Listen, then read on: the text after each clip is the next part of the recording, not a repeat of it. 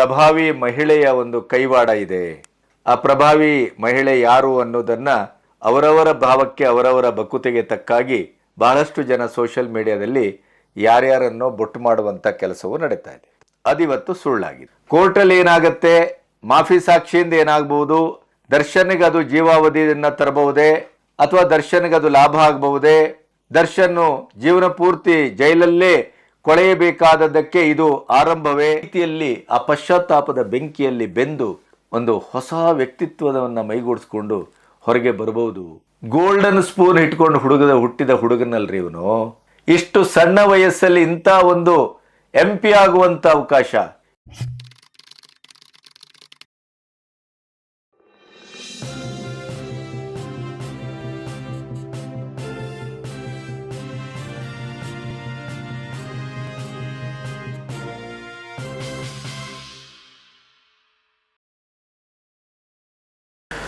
ನಮಸ್ತೆ, ಬಿ ಗಣಪತಿ ಚಾನಲ್ಗೆ ಸ್ವಾಗತ. ಬಹಳ ಕಾಲದಿಂದ ನನ್ನ ನೋಡುಗರಾದ ಕೇಳುಗರಾದ ನೀವು ನನ್ನನ್ನು ಪ್ರಶ್ನೆ ಮಾಡ್ತಾ ಇದ್ರಿ, ಯಾಕೆ ದರ್ಶನ್ ಬಗ್ಗೆ ಮಾತಾಡ್ತಾ ಇಲ್ಲ?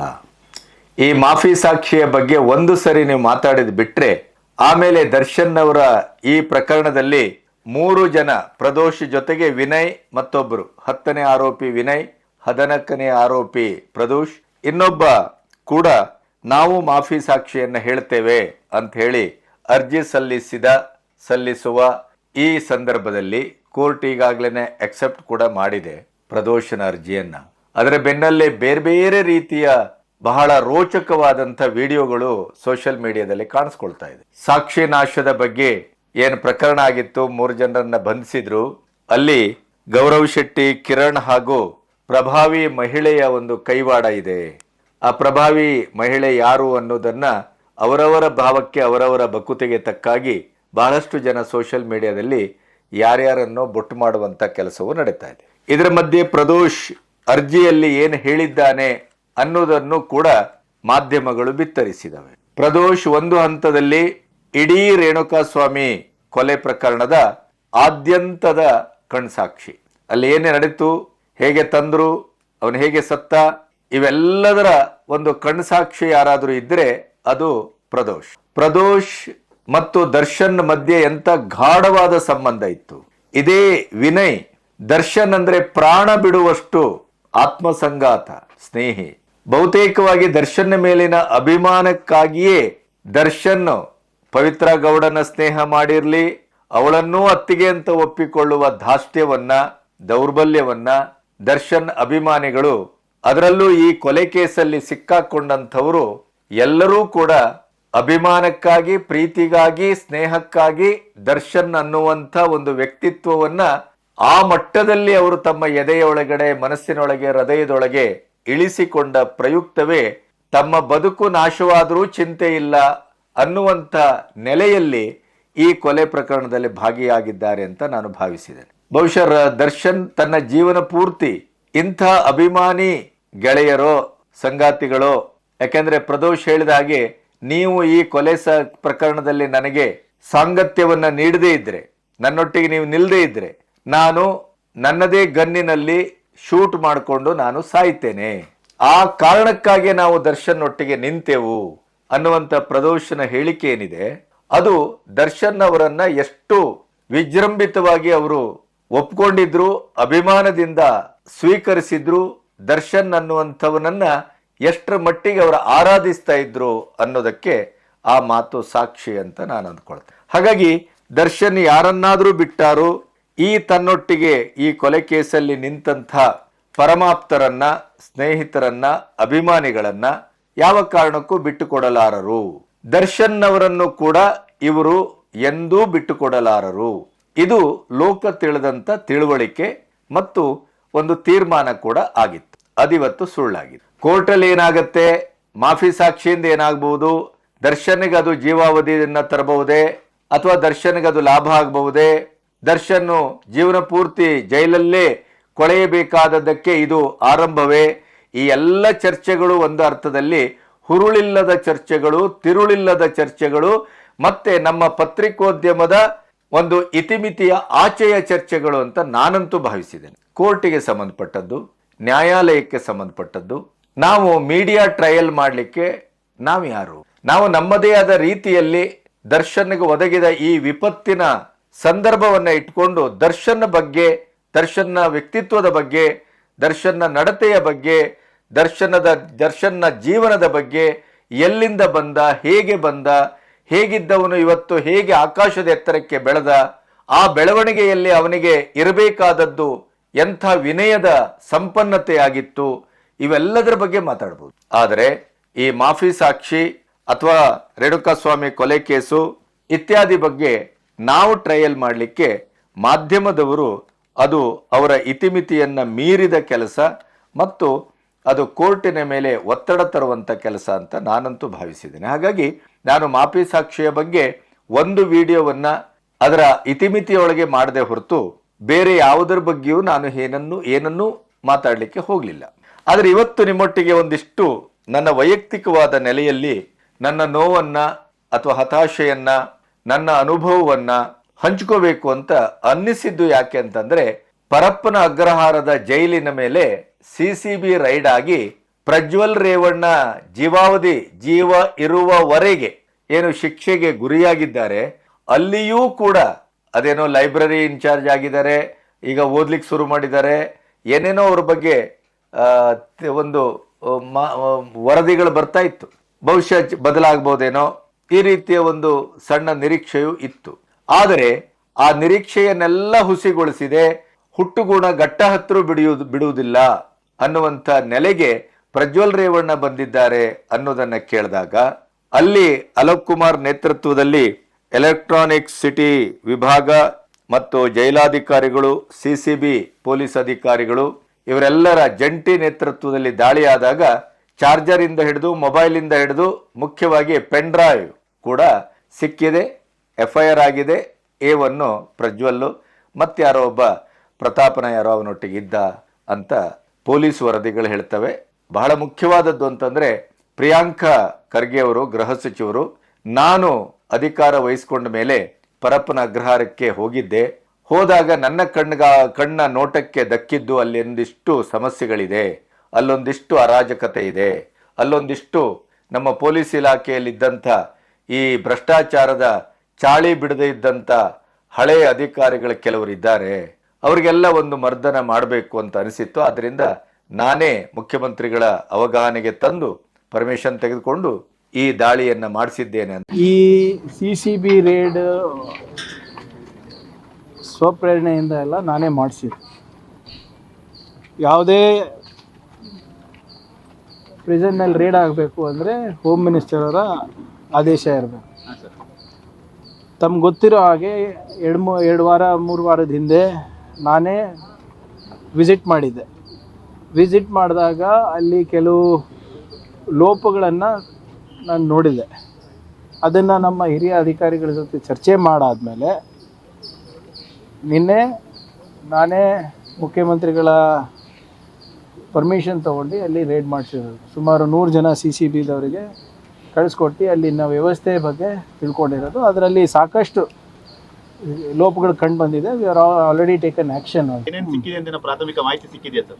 ಇದೆ ಇವರೇ, ಅದೆಲ್ಲ ನಾವು ಇಲ್ಲಿ ಚರ್ಚೆ ಮಾಡ್ಲಿಕ್ಕೆ ಆಗೋದಿಲ್ಲ ಅಲ್ಲ.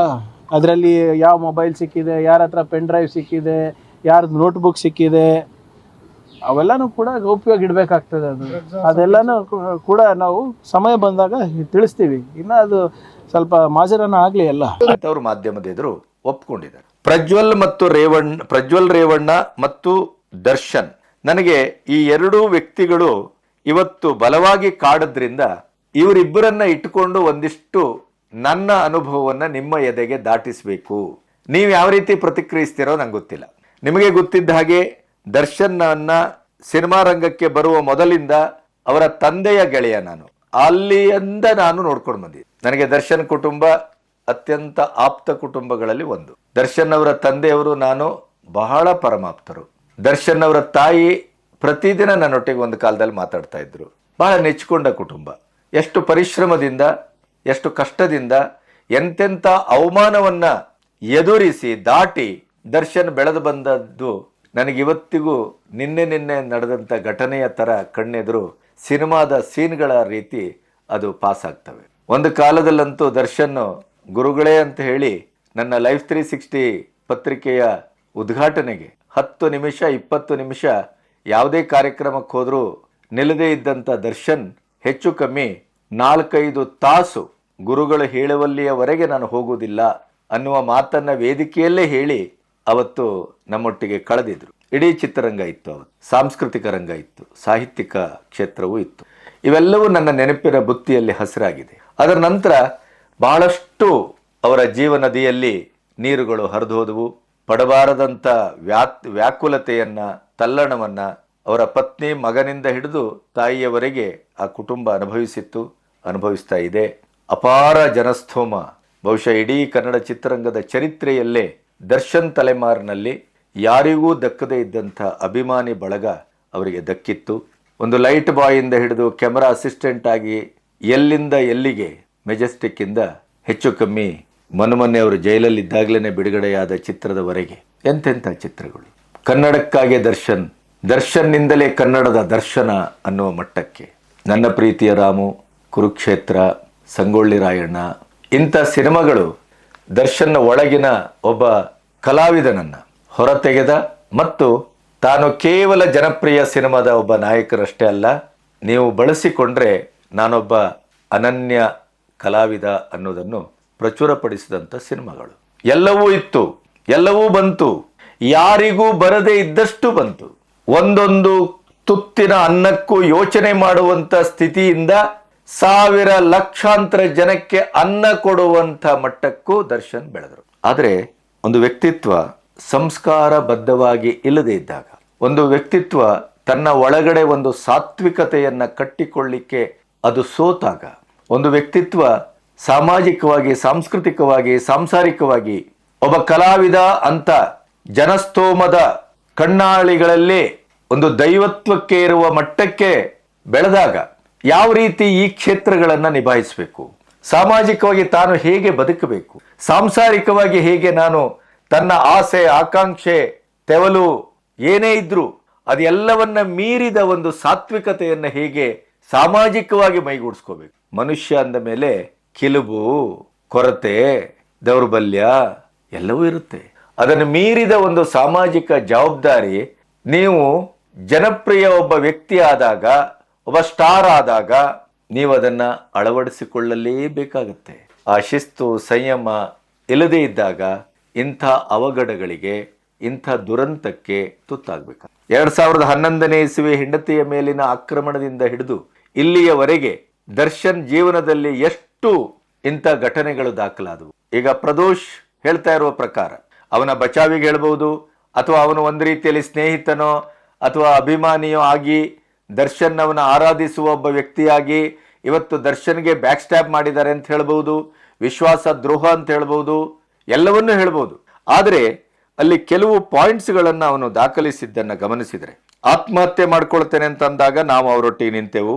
ಆದರೆ ಜೈಲಿನಲ್ಲೂ ಕೂಡ ದೈಹಿಕ ಮತ್ತು ಮಾನಸಿಕ ಹಿಂಸೆ ದರ್ಶನ್ ಅವರ ಜೀವನದ ಮೂಲಭೂತವಾದಂಥ ಒಂದು ಹರಿವು ಅಂತೇನಾದರೂ ಇದ್ದರೆ ಅದು ಈ ಎರಡೇ ಶಬ್ದಗಳು. ಪತ್ನಿಯಿಂದ ಹಿಡಿದು ಕುಟುಂಬಿಕವಾಗಿ, ಸಾಮಾಜಿಕವಾಗಿ, ಸಾಂಸ್ಕೃತಿಕವಾಗಿ ಇಡೀಯದಾಗಿ ವ್ಯಾಪಿಸಿಕೊಂಡಂಥ ದರ್ಶನ್ನ ಬದುಕಿನಲ್ಲಿ ಮಾನಸಿಕ ಹಿಂಸೆ, ದೈಹಿಕ ಹಿಂಸೆ ಈ ಎರಡು ಮಹಾಶತ್ರುಗಳು ಅವರಿಗೆ ಪರಮ ಮಿತ್ರರಾಗಿ ಅವರೊಟ್ಟಿಗೇ ಬದುಕೊಂಡು ಬಂದರು. ಅದು ದುರಂತಕ್ಕೆ, ಇವತ್ತಿನ ದುರಂತಕ್ಕೆ ಕಾರಣ. ತನ್ನ ವ್ಯಕ್ತಿತ್ವವನ್ನು ಒಂದು ಕ್ಷಣ ಬದಲಿಸಿಕೊಂಡಿದ್ರೆ, ನನಗೊಂದು ನಂಬಿಕೆ ಇತ್ತು. ಇವತ್ತು ನಾ ಯಾಕೆ ಮಾತಾಡ್ತಾ ಇದ್ದೇನೆ ಅಂತಂದ್ರೆ, ಪ್ರಜ್ವಲ್ ಮತ್ತು ದರ್ಶನ್ ಅವರನ್ನು ಇಟ್ಕೊಂಡು ನನಗೆ ದರ್ಶನ್ ಈ ಎಲ್ಲ ಘಟನೆಗಳಲ್ಲಿ ತುತ್ತಾದದ್ದು, ಕೆಲವು ಸಂದರ್ಭಗಳಲ್ಲಿ ಐವಿಟ್ನೆಸ್ ಆಗಿದೆ. ನಾನು ಅವರ ಅಂತರಂಗದ ಸ್ನೇಹಕ್ಕೆ ನಿಂತು ಮಾತಾಡಿದ್ದೇನೆ. ಇಡೀ ಪತ್ರಿಕಾ ವರ್ಗ ಅವರ ಎದುರು ನಿಂತಾಗ 2.5 ವರ್ಷ ಅವರ ಒಟ್ಟಿಗೆ ನಿಂತು ಪತ್ರಿಕೋದ್ಯಮದ ಒಳಗಿನ ದೌರ್ಬಲ್ಯವನ್ನ ಹೊರಗೆ ಎಕ್ಸ್ಪೋಸ್ ಮಾಡ್ತಾ ದರ್ಶನ್ ಅವರ ಪರವಾಗಿ ನಿಂತು ಮಾತಾಡಿದ್ದೇನೆ. ನಾನು ದರ್ಶನ್ ಏನು ಅನ್ನೋದನ್ನ, ಕನ್ನಡ ಚಿತ್ರರಂಗಕ್ಕೆ ದರ್ಶನ್ ಎಷ್ಟು ಅನಿವಾರ್ಯ ಅನ್ನೋದನ್ನ, ಇವತ್ತಿನ ಇಡೀ ಚಿತ್ರರಂಗದ ಅಧೋಗತಿಗೆ ದರ್ಶನ್ ಜೈಲಲ್ಲಿರುವುದು ಎಷ್ಟರ ಮಟ್ಟಿಗೆ ಕಾರಣ ಅನ್ನೋದನ್ನ, ಎಂಥ ಜನಪ್ರಿಯತೆಯ ಉತ್ತುಂಗದಲ್ಲಿದ್ದಾಗಲೂ ಕೂಡ ಪರಭಾಷೆಯಲ್ಲಿ ಅತ್ಯಂತ ಅದ್ಭುತವಾದಂಥ ಅವಕಾಶ ಬಂದಾಗಲೂ ಕೂಡ ನಾನು ಕನ್ನಡಕ್ಕಾಗಿ ಮಾತ್ರ ಅನ್ನುವ ಆ ಪ್ರತಿಜ್ಞೆಯನ್ನ ತೊಟ್ಟ ದರ್ಶನ್ನನ್ನ ನಾವೆಲ್ಲ ಮರೆತಿಲ್ಲ, ಮಾತಾಡಿದ್ದೇವೆ, ಜನಕ್ಕೆ ಅದನ್ನು ಮತ್ತೆ ಮತ್ತೆ ನೆನಪಿಸಿದ್ದೇವೆ. ಆದರೆ ನನಗೆ ಇವೆಲ್ಲದರ ಮಧ್ಯೆ ಸರ್ವನಾಮ ಮಸಿನುಂಗಿತು ಅನ್ನುವ ಹಾಗೆ ದೇವರು ಕೊಟ್ಟ ಎಲ್ಲ ವರಗಳನ್ನೂ ತಾನೇ ಶಾಪವಾಗಿ ತನ್ನ ಮೇಲೇ ಪ್ರಯೋಗಿಸಿಕೊಳ್ಳುವಂಥ ಒಂದು ಪ್ರವೃತ್ತಿಯನ್ನ ಯಾರಾದರೂ ವರ್ತಮಾನದಲ್ಲಿ ಬಳಸಿಕೊಂಡಿದ್ದಿದ್ರೆ ಅದಕ್ಕೆ ಸಾಕ್ಷಿ ಪ್ರಜ್ಞೆಯಾಗಿ ಪ್ರೀತಿಸುವ ನಮ್ಮಂತ ಎಲ್ಲ ಹೃದಯಗಳನ್ನು ಇವತ್ತು ಚಿಂದಿ ಚಿತ್ರಾನ್ನ ಮಾಡಿ ನೋವಿನ ಕಡಲಿಗೆ ನೂಕಿದ್ದಿದ್ರೆ ಅದು ದರ್ಶನ್ ಮಾತ್ರ. ಇದು ಬಹುಶಃ ಬ್ರಹ್ಮಾಸ್ತ್ರ ಅಂತ ಭಾವಿಸಿದ್ದೆ ನಾನು. ಅವರ ವ್ಯಕ್ತಿತ್ವದ ಬದಲಾವಣೆಗೆ ದಕ್ಕಬಹುದಾದ ಒಂದು ಬ್ರಹ್ಮಾಸ್ತ್ರ ಇದು. ರೇಣುಕಾ ಸ್ವಾಮಿ ಕೊಲೆ ಅದು ಹೇಗಾಯ್ತು ಏನಾಯ್ತು ವಿಧಿ ಅಂತ ಬಿಟ್ಬಿಡೋಣ, ಬೇಕಾದ್ರೆ ಆಗಬೇಕಾಗಿತ್ತು ಆಯ್ತು.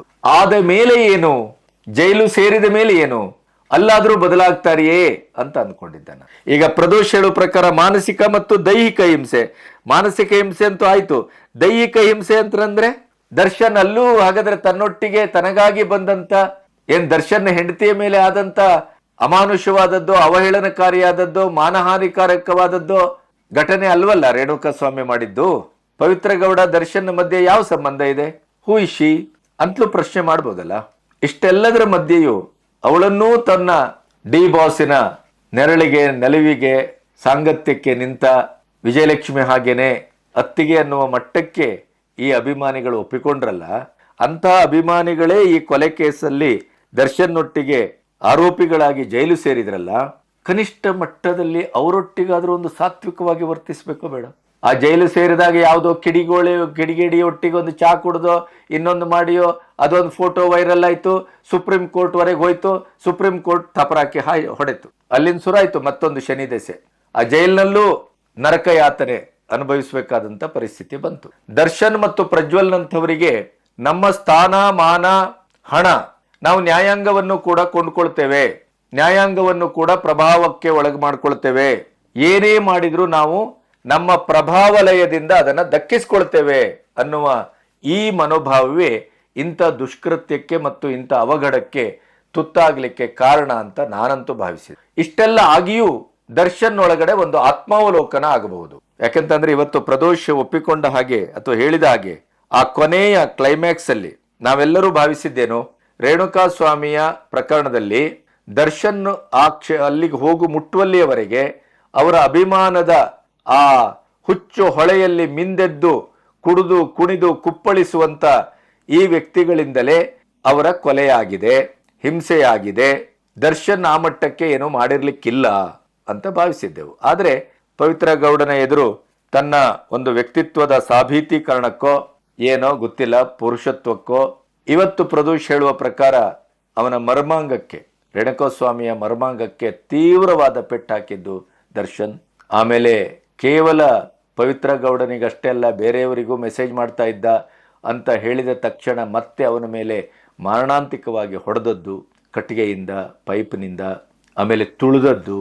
ಅವನು ಗೋಗರೆತ ನನಗೆ ನೋವು ಸಹಿಸ್ಲಿಕ್ಕಾಗ್ತಾ ಇಲ್ಲ, ದಯವಿಟ್ಟು ನನ್ನನ್ನು ಬಿಟ್ಟುಬಿಡಿ ಅಂತ ಹೇಳಿದ್ರು ಅವನಿಗೆ ಚಿತ್ರಹಿಂಸೆ ಕೊಟ್ಟದ್ದು ಕೊನೆಗೆ ದರ್ಶನ್ ಅನ್ನುವಂಥ ಅವರ ಹೇಳಿಕೆ ಏನಿದೆಯಲ್ಲ ಅದು ಯಾರೂ ನಾವು ಒಪ್ಪಲಿಕ್ಕೆ ಸಾಧ್ಯ ಇಲ್ಲದೆ ಇದ್ದಂಥದ್ದು. ಯಾಕೆಂದರೆ ದರ್ಶನ್ ಈ ಮಟ್ಟದ ಕ್ರೌರ್ಯವನ್ನು ಮಾಡಬಲ್ಲರೇ, ದರ್ಶನ್ನ ಒಳಗಡೆ ಇಂಥ ಒಂದು ಕ್ರೌರ್ಯದ ಒಂದು ವಿಶ್ವರೂಪವೇ ಇತ್ತೇ ಹಾಗಾದರೆ ಅನ್ನುವ ಮಟ್ಟಕ್ಕೆ ಇವತ್ತು ನಾವು ಯೋಚನೆ ಮಾಡಬೇಕಾಗಿದೆ. ದೈಹಿಕವಾಗಿ ಹಲ್ಲೆ ಅಂತ ಪ್ರದೋಷ್ ಹೇಳ್ತಾನೆ ಅಂತಾದರೆ, ಈ ವಿನಯ್ ಅಂತೂ ನಾನು ನೋಡಿದ ಹಾಗೆ ದರ್ಶನ್ ಅಂದರೆ ಪ್ರಾಣನೇ ಬಿಡುವಂಥ, ಪ್ರಾಣವನ್ನ ಕೊಡುವಂಥ ಒಬ್ಬ ಅಭಿಮಾನಿ, ಅಂಥ ಪ್ರಕಾಂಡವಾದ ಪ್ರೀತಿಯನ್ನು ಹೊಂದಿದಂಥ ಮನುಷ್ಯ ಈ 10ನೇ ಆರೋಪಿ. ಆದರೆ ಅವನೇ ಇವತ್ತು ಮಾಫಿ ಸಾಕ್ಷಿ ಆಗ್ಲಿಕ್ಕೆ ಹೊರಟಿದ್ದಾನೆ ಅಂತ ಆದರೆ ದರ್ಶನ್ನ ವ್ಯಕ್ತಿತ್ವ ಹಾಗಾದ್ರೆ ಬದಲಾಗಲೇ ಇಲ್ವಾ? ಜೈಲಿನಲ್ಲಿ ಮನಪರಿವರ್ತನೆ ಅಂತಾರೆ.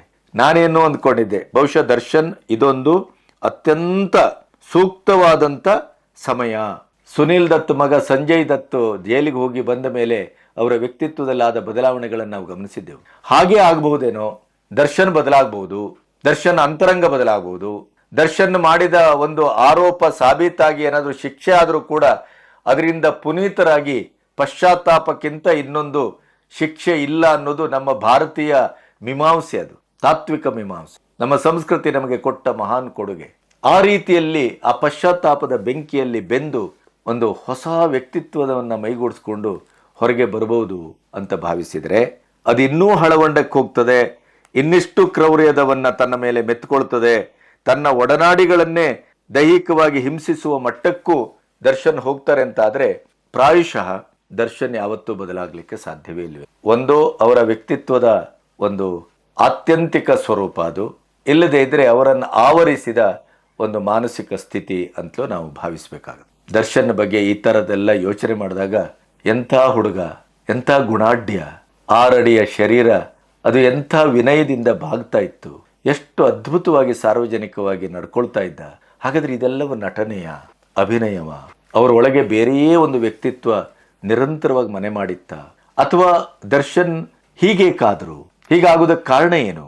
ಐಶ್ವರ್ಯ ಇತ್ತು, ಜನಪ್ರಿಯತೆ ಇತ್ತು, ಹಣ ಇತ್ತು, ಅಂತಸ್ಸಿತ್ತು, ಮನಸಾರೆ ಮೆಚ್ಚಿ ಬಂದಂಥ ತನ್ನ ಕಷ್ಟ ಕಾಲದಲ್ಲಿ ಆರ್ಥಿಕವಾಗಿ ಭಾವನಾತ್ಮಕವಾಗಿ ಜೀವಕ್ಕೆ ಜೀವ ಕೊಟ್ಟಂತ ಮಡದಿ ಇದ್ಲು, ಮಗ ಇದ್ದ, ಎಲ್ಲವೂ ಇತ್ತು ದರ್ಶನ್ ಹತ್ರ. ಏನಿರಲಿಲ್ಲ ಹೇಳಿ? ಅಷ್ಟಾಗಿಯೂ ಇಂಥ ಒಂದು ವ್ಯಕ್ತಿತ್ವ ಅವರೊಳಗೆ ಮನೆ ಮಾಡಿತ್ತು ಅಂತಾದರೆ ಅದು ಯಾಕೆ ಅನ್ನುವ ಪ್ರಶ್ನೆ ಈಗಂತೂ ನನಗೆ ಕಾಡ್ತಾ ಇದೆ. ಅದರ ಜೊತೆಗೆ ಪ್ರಜ್ವಲ್ ರೇವಣ್ಣ, ಗೋಲ್ಡನ್ ಸ್ಪೂನ್ ಇಟ್ಕೊಂಡು ಹುಟ್ಟಿದ ಹುಡುಗನಲ್ರಿ ಇವನು. ಇಷ್ಟು ಸಣ್ಣ ವಯಸ್ಸಲ್ಲಿ ಇಂಥ ಒಂದು MP ಆಗುವಂತ ಅವಕಾಶ, ಇಡೀ ಖಾನ್ದಾನು ರಾಜಕೀಯ ಕುಟುಂಬ, ಏನಿತ್ತು ಏನಿಲ್ಲ, ಅಂಥ ಒಂದು ಸೌಭಾಗ್ಯ ಸಾಮ್ರಾಜ್ಯ ಆಳುವಂತ ಆ ಸಣ್ಣ ವಯಸ್ಸಿನಲ್ಲಿ ಯಾರಿಗಿರಿ ಸಿಕ್ಕಿತ್ತೆ ನೋಡ್ರಿ. ಇವರಿಬ್ಬರಿಗೆ ಹೋಲಿಸಿದ್ರೆ ಯಶ್ ನನಗೆ ಮತ್ತೆ ಮತ್ತೆ ನೆನಪಾಗ್ತಾನ್ರಿ. ಎಂತ ಅಗ್ನಿದಿವ್ಯದಿಂದ ಬೆಳೆದು ಬಂದ ಹುಡುಗ, ಎಷ್ಟು ಅವಮಾನವನ್ನು ಸಹಿಸಿದ, ಎಷ್ಟು ಕಷ್ಟಪಟ್ಟ. ಒಂದು ಬಿರಿಯಾನಿ ತಿನ್ಲಿಕ್ಕೆ ಗತಿ ಇರಲಿಲ್ಲ. ಇವತ್ತು ಏನ್ರಿ ಅವನ ಸಂಭಾವನೆ ಏನು, ಅವನ ಇಮೇಜ್ ಏನು? ಆಪ್ಕೆ ಅದಾಲತ್ತಲ್ಲಿ ಕನ್ನಡದಿಂದ ಹೋದಂತ ಮೊದಲ ಹುಡುಗ ಇವತ್ತು ಇಡೀ ಪ್ರಪಂಚದಲ್ಲಿ ಹಾಲಿವುಡ್ನಲ್ಲಿ ಹೋಗಿ ಇವತ್ತು ತನ್ನ ಜನಪ್ರಿಯತೆಯ ಟ್ರೆಂಡ್ ಅನ್ನ ಕಟ್ಟಿದಂತ ಹುಡುಗ. ಕನ್ನಡದ ನೆಲಕ್ಕೆ ಬಾಲಿವುಡ್ಡಿನ ಎಲ್ಲ ಸ್ಟಾರ್ಗಳನ್ನು, ಸ್ಟಾರೇಣಿಯರನ್ನು ಕರ್ಕೊ ಬಂದು ಪ್ರೆಸ್ ಮೀಟ್ ಮಾಡಿ ಕನ್ನಡದ ಮಾನ ಮತ್ತು ಮೌಲ್ಯವನ್ನ ಜಗತ್ತಿಗೆ ತೋರ್ಪಡಿಸಿದಂತ ಹುಡುಗ. ಇಡೀ ಭಾರತೀಯ ಚಿತ್ರರಂಗದಲ್ಲಿ ಇವತ್ತು ಅವನ ತಲೆಮಾರಿನಲ್ಲಿ ಅತ್ಯಂತ ಗರಿಷ್ಠ ಪ್ರಮಾಣದ ಸಂಭಾವನೆಯನ್ನ ಪಡ್ಕೊಳ್ಳುವ ಹುಡುಗ. ನಯನ್ತಾರ ಇರ್ಬೋದು, ಇನ್ನೊಬ್ರು ಇರ್ಬೋದು, ಮತ್ತೊಬ್ರು ಇರ್ಬೋದು, ಎಲ್ಲರೂ ಮಾತಾಡಿದ್ದು ಒಂದೇ, ಅವನ ಗುಣಾಢ್ಯತೆ, ಅವನ ನಡತೆ. ನಾನು ಇವರಿಗೆಲ್ಲ ಏಕವಚನ ಬಯಸಿದಾಗ ಈ ಅಭಿಮಾನಿ ಪುಂಡರಿಗೆ ನೋವಾಗ್ತದೆ. ನಮ್ಮ ಕಣ್ಣೆದ್ರೆ ಬೆಳೆದಂತ ಹುಡುಗರ್ರಿ ಇವರು.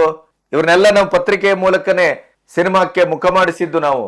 ಅವ್ರು ಎಷ್ಟೇ ಎತ್ತರಕ್ಕೆ ಬೆಳೆದ್ರು ನಮ್ಮ ಹುಡುಗರು, ಅವರು ನಮ್ಮ ಮನೆಯ ಹುಡುಗರಿದ್ದಾಗೆ. ಏಕವಚನ ಬಳಸ್ತೇವೆ ಅಂತಂದ್ರೆ ಅಷ್ಟು ಆಪ್ತತೆ. ದರ್ಶನ್ ಮತ್ತು ಪ್ರಜ್ವಲ್ ನಂಥವರು ಇದೇ ಅವರ ಕಣ್ಣೆದುರು ಬೆಳೆದಂತ ಯಶನ್ನ ನೋಡಿ ಕಲಿಬೇಕಾದಂಥದ್ದು 1000 ಪಾಠ ಇದೆ ಅಂತ. ಒಂದು ಬದುಕು ಹೇಗಿರಬೇಕು, ಗಂಡ ಹೆಂಡತಿ ಸಂಬಂಧ ಹೇಗಿರಬೇಕು, ಕುಟುಂಬ ಅಂದ್ರೆ ಹೆಂಗಿರಬೇಕು, ಒಬ್ಬ ಕುಟುಂಬದ ಮೌಲ್ಯವನ್ನ ಕಾಪಾಡ್ತಾನೆ ಸಿನಿಮಾದ ಒಬ್ಬ ನಾಯಕ ನಟನಾಗಿ ಅಭಿನಯಿಸುವಾಗ ಎಂಥ ಒಂದು ರೋಚಕತೆಯನ್ನ ನಾನು ಹಂಚಬೇಕು, ಜನಪ್ರಿಯತೆಯನ್ನ ಹೇಗೆ ಇವೆಲ್ಲವನ್ನ ನೋಡಿ ಕಲಿಬೇಕು ಯಶಿಂದ.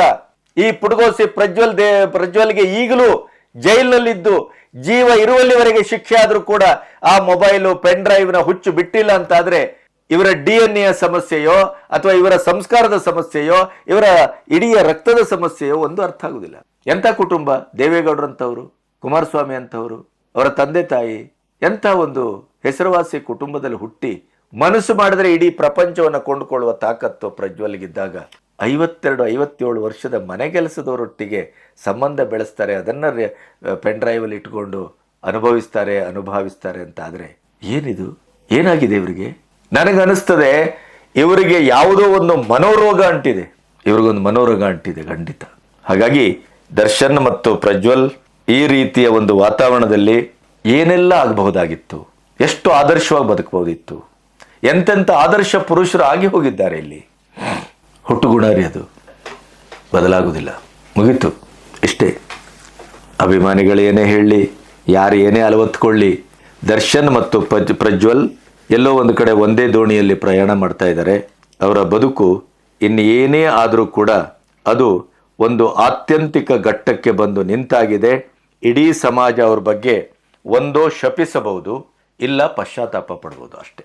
ಅದರ ಆಚೆ ಇನ್ನೇನು ಯಾವ ಸಾಧ್ಯತೆಗಳು ಇಲ್ಲ ಅಂತಲೇ ನನಗನ್ನಿಸ್ತದೆ. ಕೋರ್ಟಲ್ಲಿ ಏನಾದರೂ ಆಗಲಿ, ನಾಳೆ ಅದು ಕೇಸು ಖುಲಾಸೆ ಆಗಲಿ, ಕೇಸು ಖಲಾಸ ಆಗಲಿ, ಅವ್ರಿಗೆ ಜೀವಾವಧಿ ಶಿಕ್ಷೆ ಆಗಲಿ, ಆಗದೆ ಇರಲಿ, ಹೊರಗೆ ಬರಲಿ, ಏನೇ ಆದರೂ ಬದಲಾವಣೆ ಅಂತೂ ಸಾಧ್ಯ ಇಲ್ಲ ಅನ್ನೋದು ಬಹುತೇಕ ಖಚಿತ ಆಗ್ತಾ ಇದೆ. ಪ್ರದೋಷನ ಮಾಫಿ ಸಾಕ್ಷಿ ದರ್ಶನ್ ಅವರ ಒಳಗಿನ ಒಂದು ವ್ಯಕ್ತಿತ್ವವನ್ನು ಸಮಾಜಕ್ಕೆ ಅನಾವರಣಗೊಳಿಸಿದೆ ಅಂತ ನಾನು ಭಾವಿಸ್ತೇನೆ. ಇಷ್ಟನ್ನು ನಿಮ್ಮೊಟ್ಟಿಗೆ ಹಂಚ್ಕೋಬೇಕು ಅಂತಿತ್ತು.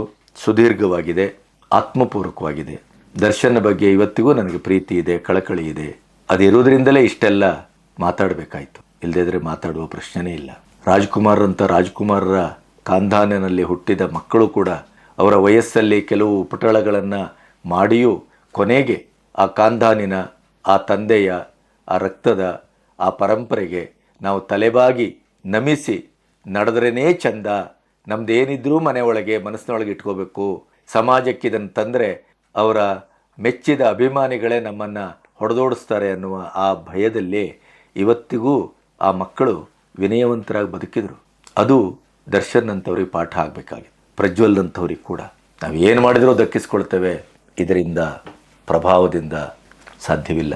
ಕಾನೂನು ತನ್ನದೇ ಆದ ಪ್ರಕ್ರಿಯೆ, ಸಮಾಜಕ್ಕೆ ತನ್ನದೇ ಆದಂಥ ಒಂದು ನೆಲೆ ಇದೆ. ಆ ಪ್ರಕಾರ ಅದನ್ನು ಅನುಭವಿಸಲೇಬೇಕು. ನಿಮಗೇನು ಅನ್ನಿಸ್ತು ಅನ್ನೋದನ್ನು ದಯವಿಟ್ಟು ಹೇಳಿ. ಈ ವಿಡಿಯೋವನ್ನು ಶೇರ್ ಮಾಡಿ, ನಿಮ್ಮ ಅಭಿಪ್ರಾಯವನ್ನು ಕಮೆಂಟ್ ಬಾಕ್ಸಲ್ಲಿ ಹಾಕಿ. ಆ ಮೂಲಕ ಮುಂದಿನ ಒಂದು ವಿಡಿಯೋಕ್ಕೆ ಅದು ಹೆಚ್ಚು ಸಹಕಾರಿಯಾಗತ್ತೆ. ಮತ್ತು ನನ್ನ ಮಾತು, ನನ್ನ ಒಂದು ಈ ರೀತಿಯ ಒಂದು ಪ್ರತಿಕ್ರಿಯೆ ನಿಮಗೇನು ಅನ್ನಿಸ್ತು ಅನ್ನೋದನ್ನು ಖಚಿತವಾಗಿ ನೀವು ತಿಳಿಸ್ತೀರಿ ಅಂತ ನಾನು ನಂಬಿದ್ದೇನೆ. ನಮಸ್ತೆ.